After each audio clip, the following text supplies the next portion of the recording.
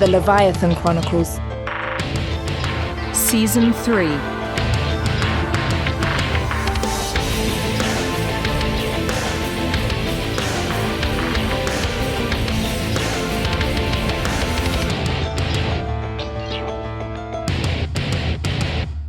The story thus far.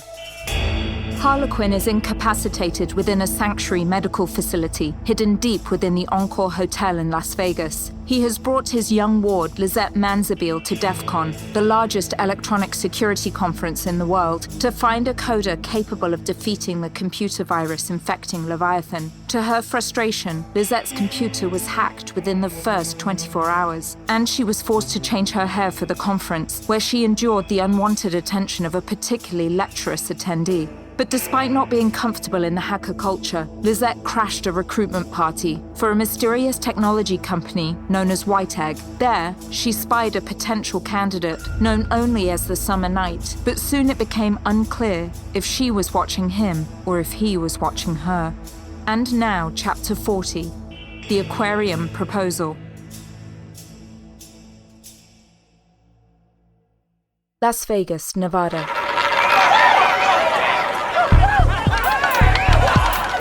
The party atmosphere at Mandalay Bay was still growing, despite the fact that the White Egg main event was over. The drunken carousing spilled out into the casino, where it merged with the gambling public with only their disparate attire to separate the revelry. The casinos were designed to remove any sense of time and disorient its patrons. This design was having its desired effect on Lisette, as she kept circling mindlessly past the blackjack, pai-gow poker, roulette, and craps tables, oblivious to the euphoric winners and lost in her own thoughts. Masked man? I don't even know the name of the man who I'm searching for. It's ridiculous. A summer night? White egg? Why was he staring at me? He wasn't staring at me. It was just my imagination. But still, there was something about him. Lisette's head began to hurt, and she settled on watching two drunk bridesmaids lose $700 playing Keno.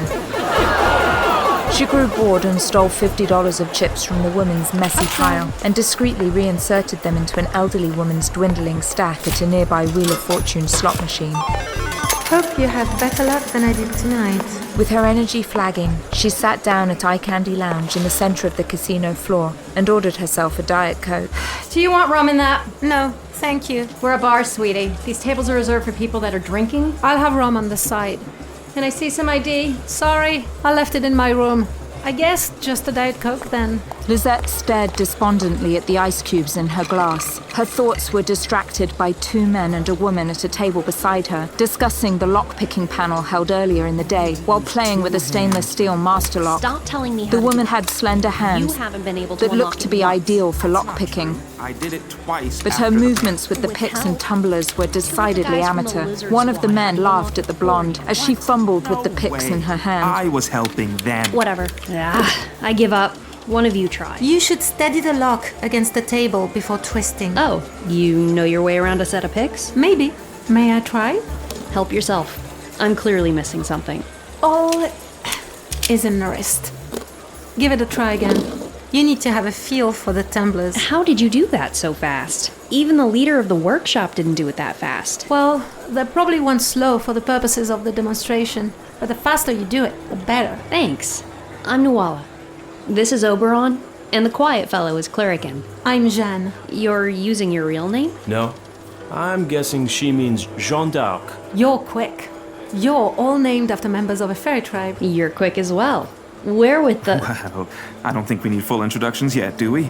Privacy, Nuala. In the meantime, what are you drinking, Jean? Whatever you're having. Of course. Waitress, another round, please. Lisette smiled and chatted with the talkative Oberon and Nuala, but watched the man called Cluracan out of the corner of her eye.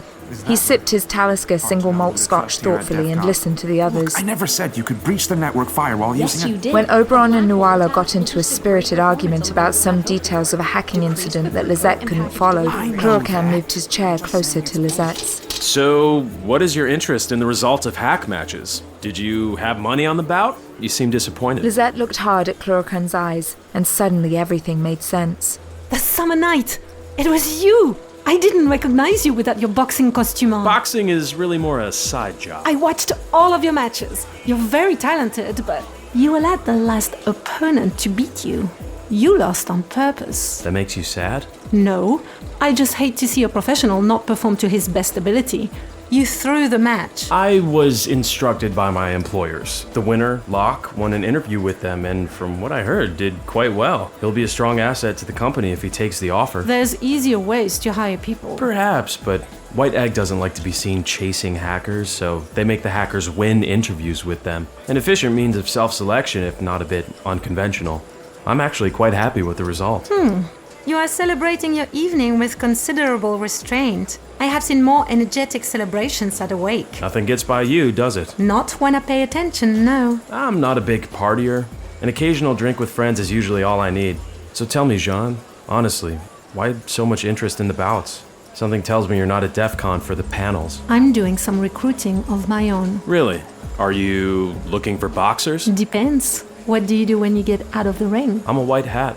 We all are. You're not wearing hats. You're new to this world, aren't you? White hats are hackers who use their skill to help identify and plug holes in companies' securities, firewalls, what have you. It's what we do at White Egg. Like hiring a thief to try to break into your art museum to see how secure it is? Exactly. I might know something about that then. So you're a hacker, good with computers? I work for White Egg, which means I'm good. I'm in charge of recruiting and have my own team, which means I'm more than good. What is it that you're good at, Sean? To answer him, Lisette picked up the practice padlock from where Nuala had placed it on the bar, held it in front of Cluracan's face and snapped it shut. She then put it behind her back, slipped a tool from her back pocket, deftly unlocked it, slipped the tool back and showed him the result. That was very impressive. How in the world... I'm good with computers too. But right now, I'm looking for someone that is more than good. I need the best hacker at DefCon for a job that pays 10 times the amount that White Egg would ever pay. And where is this job? It's a secret. I'm a hacker. I don't like secrets. Is there someplace else we can talk privately?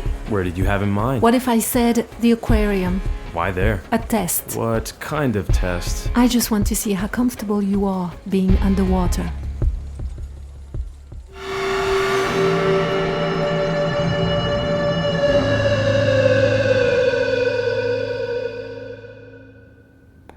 Together they walked to the far end of the Mandalay Resort, where the aquarium and shark reef were located. The aquarium was closed this time of night, but the entrance leading to it was a long translucent archway that allowed tourists to still see the sharks, eagle rays, moray eels and groupers as they swam by. You know, if this job is something my company could help with, I could set up an appointment for you with my bosses. They're very discreet. I need one person, not a company. You know, I can't do anything illegal. I don't do that anymore. I'm not asking you to. Well, you seem pretty secretive about it. Well, that's because I've been wondering how to explain this to you. Actually, I've been wondering how to explain this for days. Well then, I'll start. Who are you trying to hack? No one. We're trying to save something, not destroy it. Hold on a second. Who's we? I thought you were alone. I am. I mean, I was for a while, but we broke up many years ago. Hold on. This is where I get off. Is this some sort of lover's quarrel between you and your boyfriend? What? No! Oh my god, no! What are you talking about? You just said you broke up with someone. No, not like that. I mean, my employer and I separated. We're not lovers. Ooh, gross. We were more like business partners. We were friends. Just friends? Yes. Besides, I don't have a boyfriend. What's your relationship with your employer now? With your friend? My friend is injured right now, and he needs my help. So you came to DefCon for him. Wow. I'm guessing you go out of your way to protect your friends. I always protect my friends. Tell me what it is you need, John. I need you to help me save a city. Cluracan stopped walking, stared at Lisette, and suddenly sat down on the floor of the aquarium, cross-legged and closed his eyes. Tell me everything. Lisette's cheeks reddened as she looked to her left and right and felt acutely embarrassed by Cluracan's odd behavior. He sat motionless and seemed to be waiting for Lisette, not caring about the stares they received. Not knowing what else to do, she kneeled down on the floor next to Cluracan and proceeded to tell him about the condor lying under Lake Mead, and Harlequinn, her employer, getting medical treatment in a secret hospital under the Encore Casino. Cluracan's eyes remained closed as she told him of Leviathan and its location in the Marianas Trench. She explained the deadly computer virus that was destroying the city's artificial intelligence and threatening to collapse the pressure shield and kill thousands of immortals. When she was done, she sat back against the cool plexiglass of the archway, not realizing how tense her shoulders had been. Cluracan opened his eyes and stared at Lisette before nodding slowly. Do you think the fish know that they're trapped, that they're swimming in a cage? What? That's it? That's all you have to say? Do they miss swimming out in the open ocean? I wonder. It's so easy to confuse freedom with the illusion of freedom, especially when the bars of your jail are clear and transparent. I never thought of it. I mean, they're just fish. I used to be a lot more free, you know? More than I am now. White Egg once caught me doing something I wasn't supposed to do, something bad.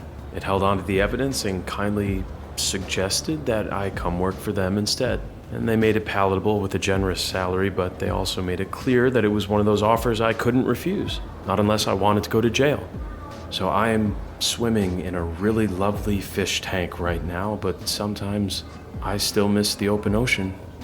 I believe you, Jean, and I'd like to help you and your friend. What?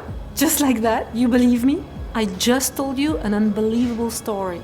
I thought I'd have to do more to prove it to you. I believe you because I know one element of the story is true, and it's a rather strange tale to weave around Sanctuary. You know about Sanctuary? I told you, White Egg is a very powerful company. Very. My employer is very powerful too. So are the people in Leviathan. They could help you become more free again. Cluracan sat back and rubbed his cheek thoughtfully. Lisette felt a mounting anxiety as she wondered if she revealed too much. Would he betray her by telling his company about her and give Leviathan another potential enemy? I do have one request in order to help you. What is it? I want to know your name. Your real name. That's all? That's all? Pass my test and I'll give it to you. What test? I thought this was the test. The underwater test. See, I like fishies. Do you want to see how long I can hold my breath? Cluracan blew his cheeks wide like a pufferfish and looked to Lisette playfully with bulging eyes. No, silly. This was the warm-up, not the real test. Then what's the real test? Well, my laptop was hacked when I got here. Is that all? A laptop crack? I can fix that no problem. I can get your computer running again in no time. No, that's not what I want. Although it would be nice.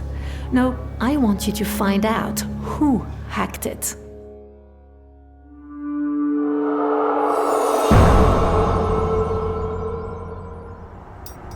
Cluracan and Lisette hailed a cab from Mandalay Bay and returned to Lisette's hotel suite at the Encore. Nice digs. Thanks. My friend is a generous provider. I'll say.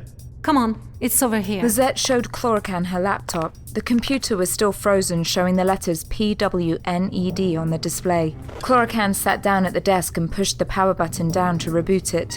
As it was restarting, he interrupted the reboot so he could access the processes and break the crack. He looked at the code in front of him for a moment, and then shrugged. Done. The guy who did this calls himself Dr. Hate. Not a particularly sophisticated attack, no offense. Sounds like a real winner. His whole manifesto is hidden within the code here. Oh, this shit is pretty twisted. Can you search for him online? I want to know who the bastard is. Sure. Let's let it finish booting up. I'll check Reddit and Slashdot and 4chan. You'll probably find him on 4chan. Ah, here it is. The Misogynist's Manifesto. That looks familiar. Oh, big fan of Dave Sim, it seems. Oh, wow, what a sweetheart. No picture, naturally, but here's some more information about him. He thinks women are evil, steal the light of men. It's him. It's who? What are you talking about? Never mind. That's all I need. Let's go. That's all? Seriously? You know this guy? I think I do. You have a choice, Cluracan. You can come with me, or meet me in an hour at the same bar where we met your companions. Wait, hold on. What are you thinking of doing? Do you need help? I can't do anything illegal, Jean, but I can make sure Then you no had one... better stay in the bar. I don't need any help. I'll be there in an hour. Oh, and by the way, my name is Lisette. Enchanté, Lisette. Lisette quickly exited the room after Cluracan and took a taxi back to Mandalay Bay. She knew she had a small chance of finding Dr. Hate in the huge casino, but since the White Egg party was still going on, Lisette figured it was a perfect place to start. Before entering, Lisette placed her cell phone next to her room key and rubbed it vigorously, thus demagnetizing it. Then she headed inside for the party, which now held only a handful of inebriated guests. At the far end, Dr. Haight was talking loudly at the complimentary drink cart to anyone who would listen. The female bartender had abandoned the cart in an angry fit, showing rage painted across her face. Lisette tapped the bartender on the arm. I assume happy hour is over? The drinks cart is closed, ma'am. Mr. Drunk Asshole over there has made himself king of the mountain. I'm calling security. I see. Thanks for the warning. Lisette ducked behind a couple of partiers and approached the drunken Dr. Haight from the rear. A long row of beer bottles sat atop the drink cart. She pushed on the beer at the very end, causing all the bottles to slide a few inches down the bar, making the one at the end fall onto the carpet. Whoa, party foul! I'll get you, little buddy. As the drunk hacker leaned over to pick up the bottle and proceed to twist the cap off, Lisette could clearly see his room key shape in his back pocket. He stood up, and when he was startled by the sudden explosion of carbonated beer in his face, Lisette picked his pocket, smoothly replacing his key for hers inside the paper slip that identified his room number. Easier than I thought, asshole. At least I didn't have to damage security cameras or sneak behind the front desk to figure out his room number. Lisette quickly headed up to the 6th floor and entered Dr. Haight's room.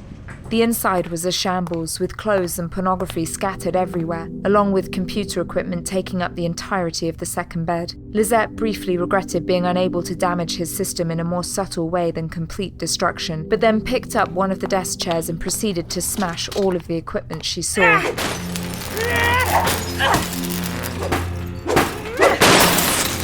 She was about to bring the chair down for another blow, but stopped as something caught her eye in the closet. The wall safe. Lisette headed towards the closet and knelt next to the wall safe. Using her lock-picking skills, she had it open in an instant and laughed at what was inside. A thick roll of $20 bills, a USB key, a stack of more pornography that was much fouler than what littered the room, and a Glock 22 40 caliber pistol. For someone that hates women, you certainly like your porn, Dr. Haight. Lisette helped herself to the contents of the safe, minus the pornography, and looked out the security hole in the door. This is the most dangerous part. God knows what that sicko would do if he saw me leaving his room. She took a deep breath and opened the door, but her luck had finally run out. Dr. Haight was turning a corner in the hallway, flanked by a hotel security guard.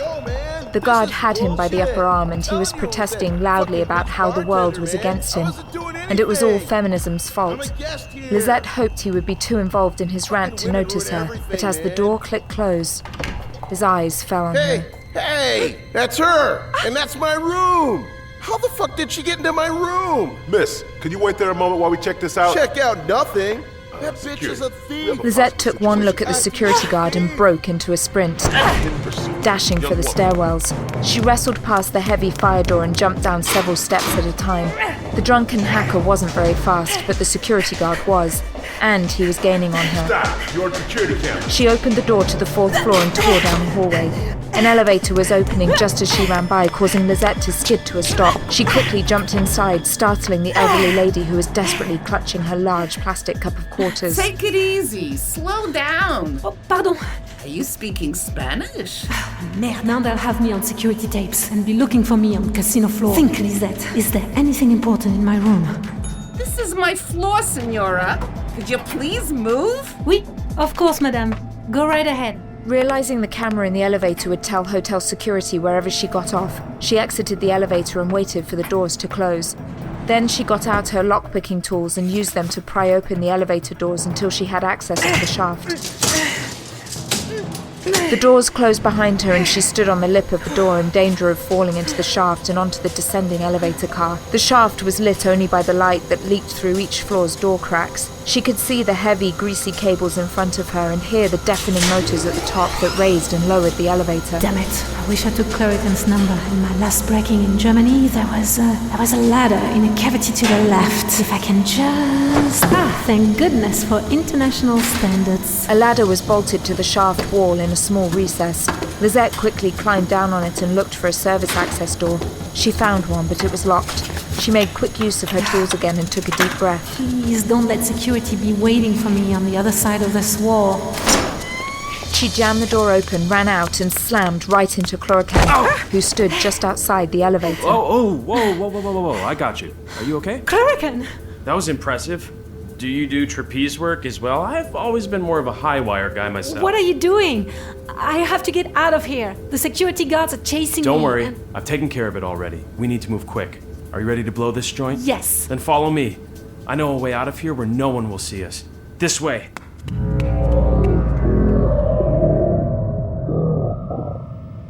2 hours later, Cluracan and Lisette entered the luxurious waiting room of Sanctuary deep below the Encore Hotel and Casino. Cluracan sat down next to Lisette, who looked exhausted, and gave her a gentle smile. So, was it worth it? Was what worth it? You broke into Dr. Hate's room, smashed his gear, and stole his stuff for revenge, didn't you? Then you almost got caught and ended up having to leave all your belongings behind in order to get away. So I repeat the question. Was the revenge worth it? How do you know all this? How did you find me? I went back to my room and hacked the security camera's feed at the Encore, and once I found you, I just followed the cameras. When you disappeared from view, I figured you were in the elevator shaft. I also shut down the elevator that had the guard chasing you, so, at that point I got my things and came to meet you. Hacking the security feed?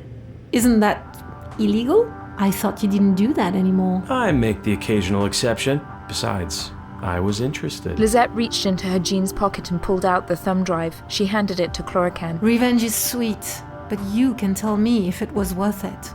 Take it. I don't even know what's on it. Cluracan took out a small black laptop and loaded the thumb drive. He made a revolted face and pulled it out immediately. Lisette, who had been sitting with her eyes closed, sat up and stared at him.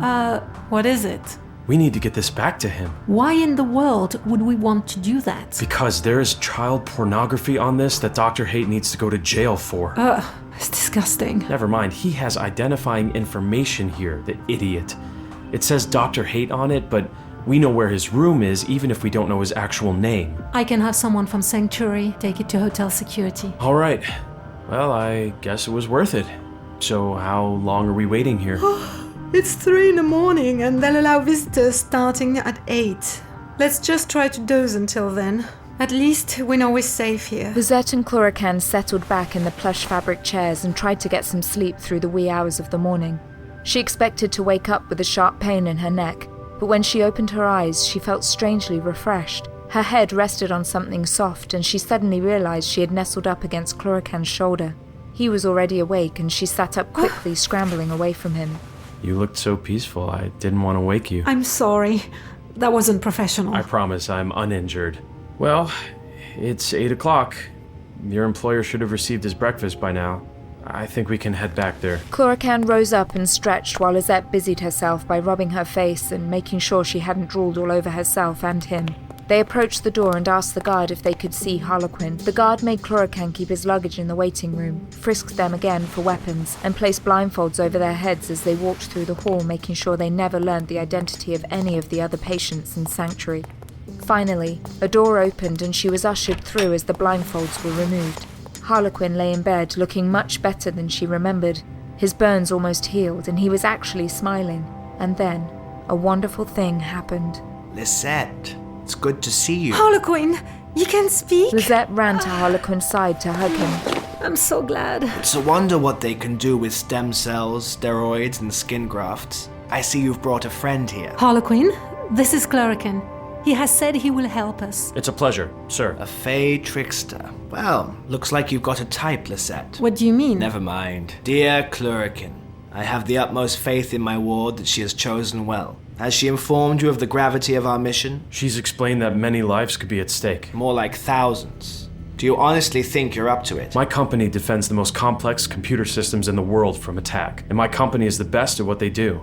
And I'm the best in my company. Such confidence, especially when you have so far down the rabbit hole to travel. I'm not afraid of rabbit holes. When do we leave? Imminently. I'm told I'm well enough to leave today, so we should be able to depart for Leviathan later this evening. That's wonderful. Lisette, get the Condor prepped for launch and plotting a course for Leviathan.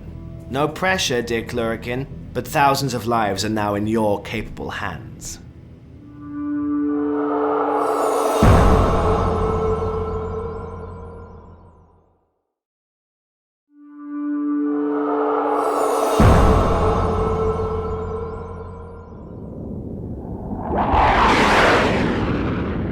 The Condor streaked across the lower stratosphere 100 miles west of Catalina Island. Lisette sat at the helm, while Harlequinn, still weak from his ordeals, rested in the rear cabin. Cluracan sat in front with her. Wow, so lockpicking, certified pilot, cat burglar, scuba diver, and pretty good familiarity with the basics of computer cryptology. How did White Egg never recruit you? I have many deficiencies. I'm only bilingual. I should be better with first aid. I don't know how to fly a helicopter. And I'm not very good with people. You seem fine to me. Harlequinn thinks I'm too impulsive. I can never do anything right. You care for him very much. How long has he been your employer? He's not really. He raised me. I was his ward. He trained me in the skills he had. He wanted me to be like him. No feelings, no friends. Sounds like a pretty lonely existence, especially if that's how you plan on spending your eternity. Like I said, we broke up many years ago, on bad terms. What made you come back to him? Lisette stared out of the cockpit window at the moonlit sky and marveled at the endless number of stars that could be seen so clearly at this altitude. We fight, but he's still my friend, and I always protect my friends. Can I ask what happened? It was a long time ago. I was young, and I disobeyed him. He didn't believe in second chances, and he abandoned me because of it. Was this another revenge situation? What makes you say that? Oh, forget it. I don't want to talk anymore. I'm sorry. Why are you sorry? Because you are the most interesting person I've ever met. And I enjoy listening to you talk. Well, wait until you get to Leviathan. Immortals are much more interesting than I am. So you're not immortal? No, it was never offered to me. I'm not even sure I would accept it if it was. I've seen how immortals can get jaded and cold. I don't want that to happen.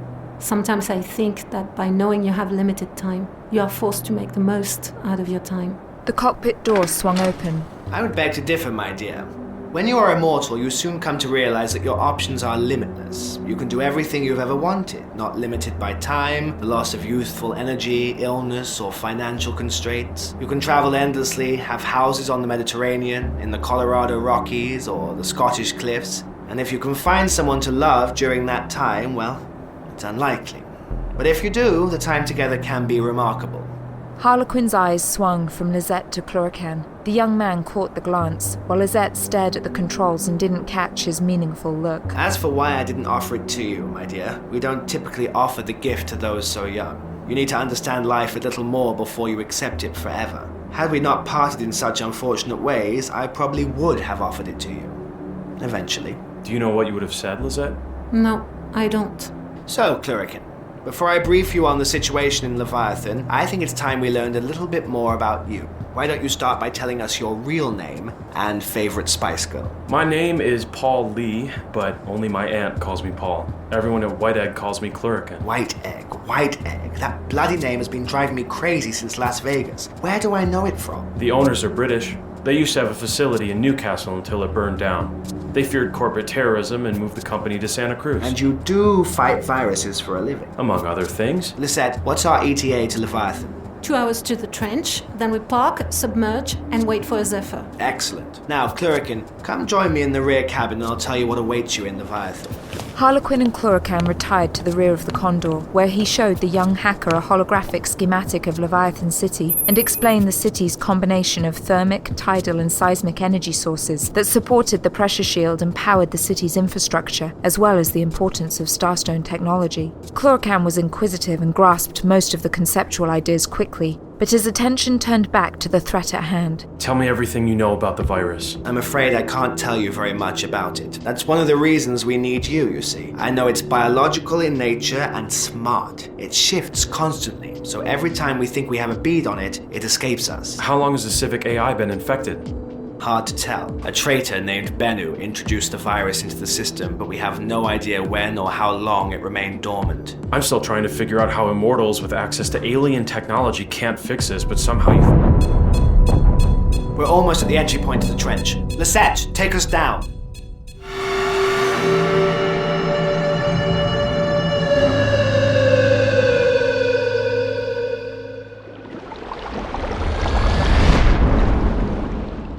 Harlequinn, Lisette, and Cluracan sat in the main cabin of a Zephyr shuttle that silently glided through the bathypelagic region of the Marianas Trench. Lisette quietly watched Cluracan's profile as the dark waters swallowed their vessel. He calmly looked out the window, catching glimpses of the bright flashes of bioluminescent life in the deep sea.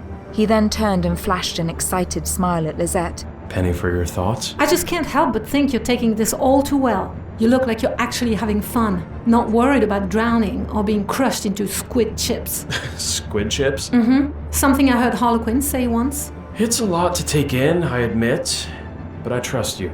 I've got good instincts and I take comfort in that trust. I'm a thief. It's not in anyone's best interest to trust me. Harlequinn does. With his life, even. Can I tell you a secret? Secrets are my specialty. I've always wanted to see Leviathan.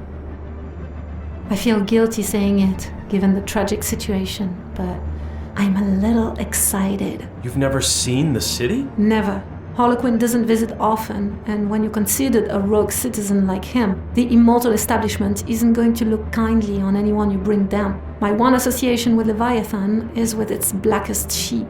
I can hear you, you know. Tell me where I'm wrong. You're not wrong. I just wanted to make sure you knew I was eavesdropping so you don't say anything like what you really think. You wouldn't want to know. For the next few hours, the trio sat in silence, with Cluracan staring eagerly out the porthole window, while Lisette tried to keep her excitement from becoming apparent.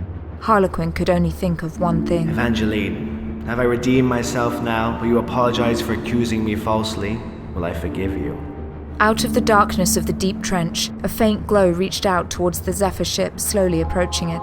Within the glow, the massive outline of the great cathedral began to take shape. Carved into the actual rock of the trench wall, the ornate spires of the underwater church soared over 100 feet, making the tops impossible to see in the deep gloom of the frigid water. Baroque carvings of angels and saints decorated the sides of the supporting columns, and the gargantuan wooden doors over 3 stories high were open, allowing a tiny glimpse of the pews and altar inside the nave. Is that where we enter Leviathan? No, my dear. The cathedral is more of the ceremonial entrance. Larger vessels like ours dock through West Hangar Bay. It is spellbinding, though, isn't it? The ghostly glory of the cathedral was illuminated by carefully placed lumiflora, but Harlequinn's sad eyes could not avoid seeing the damage to the cathedral he had been forced to wreak when trying to escape with his life. The steps leading upwards were badly cracked and demolished in parts, while the great wooded doors that appeared open were actually smashed and splintered. He didn't regret doing it, but he found himself wishing there had been another way. He looked over and saw Lisette's face reflected in the ambient light, and her face, awestruck, reminded him why he had raised her from a little thief he had rescued in France mere decades earlier. Cluracan had finally lost his cool composure as well, allowing his eyes to widen as he stared. Was it like this for you, Harlequinn? The first time? No, sadly. I was unconscious on the brink of death when I first came here. My first view of the city was in an infirmary room, but it never ceases to impress me, even in its current state. Is the damage to the cathedral due to the virus? No, what you see before you is the length I will go to in order to preserve my own life. When an entire city is out for your blood and you're miles under the water, one has to be a bit more determined in one's actions. Do you think they're going to let you back in? They will. I've been in contact with Leviathan through the Lockbox messenger group. They know that treacherous freak Bennu brought the virus into the city, and once he attacked Evangeline, I think the city understood where my alliances were placed. Still, I'm glad you managed to procure a weapon on your way here, Lisette. Would you mind terribly if I borrowed it? Lisette handed Harlequinn the gun she had stolen from Dr. Haight's safe. He slipped it into his inside jacket pocket as the ship maneuvered beside the West Hangar Bay and docked within a vacant slip. Davenports raised the ship into the airlock chamber and depressurized. Where are the other ships? I'm not sure. It doesn't matter. We must get Cluracan to the server room immediately, and then I have business in the med tower. I apologize that I can't give the two of you a proper introduction to the city, but if we don't hurry, I'm not certain there will be a city to introduce you to. The 3 of them exited the Zephyr and were immediately greeted by 2 officers of the LDU Honor Guard. Harlequinn, I didn't expect to see you again so soon. Ah, yes. I forgot that all your Leviathan Defense Unit brethren are on the lookout for Harlequinn the rogue, Harlequinn the terrorist, the one who did all those bad things to Leviathan, busted up a few streets and slept with some of your wives. What? I did. My name has been cleared and you know it. Doesn't mean I like you being here. I brought down the best hacker in the world who's here to combat the virus and risk his life to save our city. Wait, what? And you're standing here at attention in your shiny uniform, bringing up schoolyard grudges. If we can save this city, I will be delighted to spend the next decade repairing the streets I ruined and restoring the mason work on the great cathedral by myself. In the meantime, may we please pass? Thank you. Deep within the Undercity Nerve Center, exhausted computer programmers sat slumped at their desks and looked up wearily as Harlequinn, Lisette, and Cluracan entered the room. Underchief Astrid Ansler showed Cluracan the mainframe and gave him a terminal to work at while explaining what they had learned about the virus. We're pretty sure that while alien technology was used in the creation of it, it was mortals that actually gave birth to this virus. So it attacks the pressure shield, life support, and power generators, essentially everything you'd need to stay alive underwater. How does it know to go for those systems? We don't know, but we can't seem to isolate it. It seems like every time you try to work in one area, another one gets worse. It's like trying to smooth the bubbles from a bumper sticker. Yes, exactly. It goes dormant and then resurrects stronger in another subsystem. I'm gonna need about an hour to study this. Is that all right? Knock yourself out. We've been trying everything we can think of. Cluracan focused his attention on the code in front of him, trying to understand both the immortal technology and the virus that infected it. Lisette and Harlequinn slipped from the room. You chose well, I think. I'm not so sure. Sure about what? It's clear to anyone with sight that he's already taken with you. Have you been working on your seduction skills while I've been away? Harlequinn! Of course not. And I'm sure he's not interested in me. He's just fascinated by an underwater city I brought him to. I see. Keep telling yourself that, mon chéri. So if you'll excuse me, I'm going to visit someone that I'm fascinated by. But... Yes? What do I do? I don't know this city. See the sights. See them quickly, I suggest, before they flood. If someone needs help, give it to them. If you can't help, stay out of the way. I'll meet you at the Salty Squid in 2 hours. Salty Squid? Ask for Angus. We go way back. And for goddess's sake, don't eat the squid chips.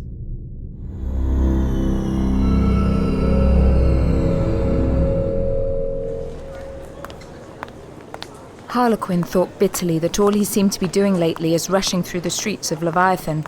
A white cylindrical building with gleaming green glass stood a few cobblestone streets away from him. At least I have use of my tongue this time. He approached the med tower and silenced the honor guard stationed outside with a withering look. I'm going to see her. If you try to stop me, I encourage you to take a look around at what I did to this city the last time someone tried. Go on in. You can't do any more harm at this point. Good man. Harlequinn took a lift tube to the highest floor of the building and entered Evangeline's large, sunlit room. The doctor attending to her was an old friend of Harlequinn, Dr. Nora Link, and she embraced him briefly before standing aside. When he finally saw Evangeline lying in bed, attached to life support machines with her head heavily bandaged and both eyes blackened, his heart shattered. Are you sure he's dead? Who? Bennu. Of course. Why do you ask? Because if he's even just a little bit alive, I'd be more than happy to finish whatever was left of him in the most painful way possible. Can I have some time alone with her? Of course. Dr. Link left the room and Harlequinn sat in a small chair next to the bed. He took Evangeline's hand and held it gently. Do you know that the light inside you, the fire that makes you, never goes out? Not when you sleep and not even when you're in a coma. You still burn so brightly, my love. The one thing I've tried to shed in this lifetime is regret. You once told me that an immortal can't afford regret. But when it comes to you, I am filled with nothing but... Damn you, Evangeline. You took everything away from me, but I'd give you my mortality again, my soul, my time. If only you'd awaken, my love. Harlequinn sat there in silence while the clock on the wall counted the time. 2 hours came and went, and he didn't leave the room. The same 2 hours also came and went for Lisette, who felt very alone and useless in a strange city. She wandered through grand boulevards and narrow winding alleys before spotting a dusty sign of an angry squid battling a sperm whale. She entered the Salty Squid and sat down at a small wooden booth to wait for Harlequinn. The bar wasn't overly crowded and the bartender seemed to know everyone by name. Knickknacks and memorabilia covered the walls, and just within her booth hung a red wool cap signed by Jacques Cousteau, a small crystal vial of yellow perfume with a note reading from CC to AM, and a pair of boxing gloves inscribed with the words "Sting like a bee." Lisette drank some delicious mead that came regularly to her table from the rotund but jolly barman. As more mead passed over her lips, Lisette felt more and more abandoned by Harlequinn. Lisette realized she didn't know where she could find a bed in Leviathan and found herself growing sleepy and fatigued. She had been waiting for more than 4 hours when she was startled out of her gloom by Cluracan standing beside her booth. May I join you? Sure.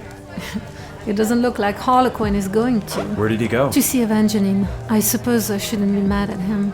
It's just that this isn't how I pictured my first visit to Leviathan. Well, I never pictured it, so I am pretty overwhelmed. Do they take credit cards here? No money in Leviathan. Just order what you like. Cluracan rose from the booth and approached the bar to order himself a scotch. Lisette watched him go, noting the same exhaustion in his shoulders that she felt. They have single malts here from, like, the last century. It's certainly an unusual bar. How does the virus look? The situation is more grim than I thought. The immortal AI that governs the civil infrastructure uses some elements that I'm familiar with, some that I don't think many people in the world know about. So I was able to throw up some firewalls to contain the virus, but the thing keeps constantly shifting. It learns, it mutates. I was able to shore up the pressure shield a little bit, but I'm going back in a while to see what I can do about water treatment. I have to be honest, Lisette. I'm not sure how much I can do. The virus is unlike anything I've ever seen. Don't say that. You've only had a few hours to work on this. You need to see more of the systems. That's just it. I don't have time to learn more of their systems. If we had more time, I might be able to map the virus progression through its mutated states, but we just don't have that kind of time. This virus is going to bring Leviathan down in a matter of days. Then buy them all the time you can. All they have left, I know. No pressure, right? No, I was going to say you're someone I trust. I know you can do this. You barely know me. You didn't even interview other hackers at DefCon. What can I say? I have good instincts. Lisette gave Cluracan a shy smile and then sat back in her booth. Do you want some company while programming? I mean, I don't have anywhere else to be. You know, I think I'd like that.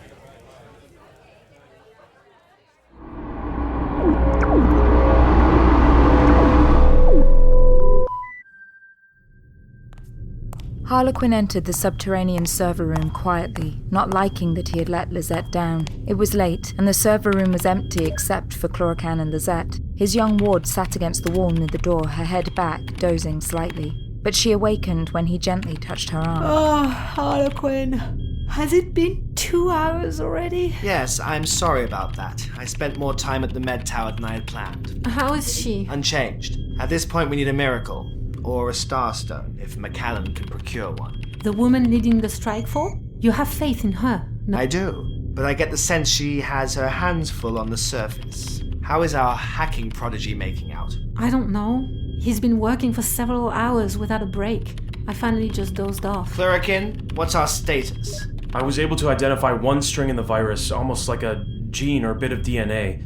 Using that, I made a complementary string of code that acts as a retrovirus that mirrors the firewalls that the virus is attacking. Fascinating. You're trying to infect the virus that's infecting us. Exactly. Fight biology with biology. It's distracting the virus, which means less code degradation, which means more time for the pressure shield. I made it shift along with the virus when it mutates. It's an ugly hack, and it won't fix things in the long run, but I think I bought us some more time. How much time do you think you bought us? At the rate the virus shifts, no more than a week. I'm sorry I couldn't do more. You did plenty. It's more than anyone else was able to do. Well done. I'm going to tell Astrid and Mayor Cinta right away. Well done, Cluracan. Harlequinn left the room, and Cluracan wearily stood and stretched. Lisette didn't move from her spot on the floor, exhaustion rendering her immobile. Cluracan looked at her and smiled again before sitting down on the floor next to her, close enough for their shoulders to touch.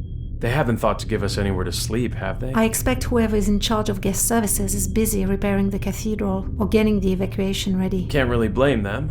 I guess we'll have to make our own bed together. And to Lisette's surprise, Cluracan put his head on her shoulder and sighed, dropping off to sleep nearly instantly. She wasn't cruel enough to wake him, so she shifted slightly to make herself more comfortable, and then nodded off to sleep herself.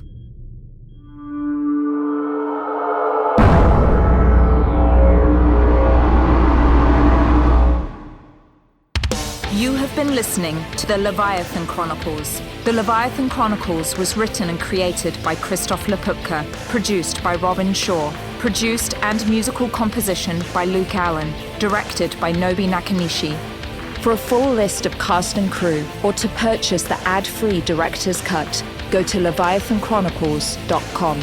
Thank you for supporting us, and thank you for listening. To discover more podcasts set in the Leviathan universe, go to leviathanAudioProductions.com or follow us on Facebook or Twitter. Leviathan Audio Production.